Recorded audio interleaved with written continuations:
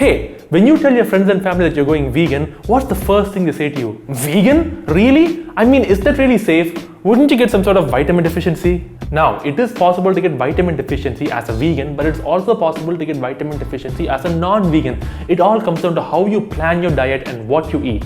I mean, think about it. There are millions of supplements all over the world. Do you really believe that they were all made with vegans in mind? A group that is less than 0.1% of the human population? But nevertheless, it is important for vegans to be aware of what they consume and what potential deficiencies they could run into on a vegan diet in the long run. The most commonly occurring deficiency for vegans is vitamin B12. Vitamin B12, also known as cobalamin, is an essential nutrient for the human body. Now, B12, as you probably already guessed it, is not found in plant foods because plants do not produce B12. However, here's the strange thing. Animals do not produce B12 either. B12 is actually produced by a bacteria, and this bacteria is found in the mouth and guts of animals, including our own. Now, the issue here is that this bacteria is located so far down our gut that it's impossible for us to absorb the B12 from there into our bloodstream. Now, this bacteria is also found in the soil and in water bodies such as rivers and lakes. Animals eat from the soil and drink from the water bodies in nature, so they get the B12 their bodies need. Humans, therefore, when they eat these animals, also get their B12. So how do people who do not consume animals or consume anything that comes from animals, aka vegans, get their B12? Well, the only option for a vegan is either to take a B12 supplement or eat foods that are fortified with vitamin B12. Now, you might think, a supplement? But that's so unnatural. Isn't there a better way to get B12? Well, you see, there is, but thanks to modern inventions and industrial revolutions, those options are no longer viable. Now, as you have already seen, these B12 producing bacteria occur naturally in waterways such as lakes, rivers, streams, ponds, wells, and even groundwater. In olden days, people used to consume this water from the source directly, but in this modern day and age, due to the extensive water pollution, it is important that we treat the water before consuming it. Such treatment in the form of UV radiation, reverse osmosis, etc. helps us in killing off germs and pathogens that could potentially cause diseases to us. But in the process, the bacteria that produce B12 are also eliminated. Thus, for vegans in this modern day and age, all natural sources of B12 are cut off, rendering us therefore in a situation where we have to take supplements.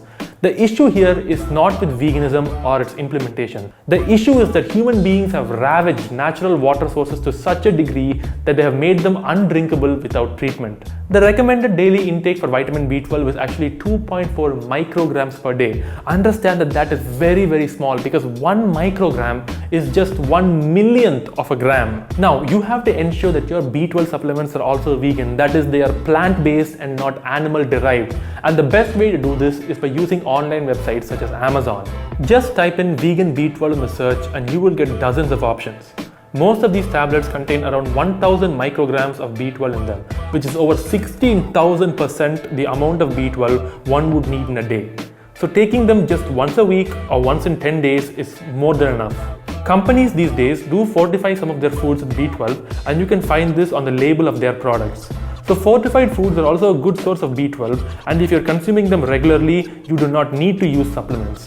Now, this is a good time to talk about fat-soluble and water-soluble vitamins. Water-soluble vitamins are absorbed immediately by the body, they cannot be stored in the body, and the excess is excreted. Fat-soluble vitamins, on the other hand, are those that can be absorbed and stored in the liver or other fatty tissues in the body, therefore saving them for later use. Now, vitamin B12 happens to be that one exception. It is a water-soluble vitamin, however, it can also be stored in the liver and in the fats in the body. That means that the moment up until you go vegan, you already have plenty of B12 stored in your body, and it's going to take at least a year or two for all this B12 to be used up and your body to finally become deficient. You are not going to become B12 deficient the moment you go vegan, so stop letting that thought prevent you from becoming vegan. However, once you do change, it is important to start supplementing at least a few months in order to prevent deficiencies from occurring in the future. Oh, and please do not be that one vegan who says, no, B12 supplements are unnatural, I won't take them, blah, blah, blah. You are only going to harm yourself and the vegan movement because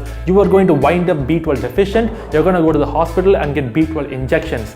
Understand that people already do not believe in the vegan message and have a mindset that we have to consume meat, milk and eggs in order to be healthy. When they see you, probably the only vegan they ever meet in their life, getting B12 shots, it'll all but confirm to them that a vegan diet is not a healthy one. If you are a vegan, you must take B12 supplements or eat foods fortified with B12. There is no other way. In fact, the situation is so bad that even the animals that are bred to be killed and eaten are also given B12 supplements. So, you got two choices. One, you exploit animals, you feed them B12 supplements, you kill them and you eat them to get B12, or you just pop in a B12 supplement once a week. Do the right thing and be vegan.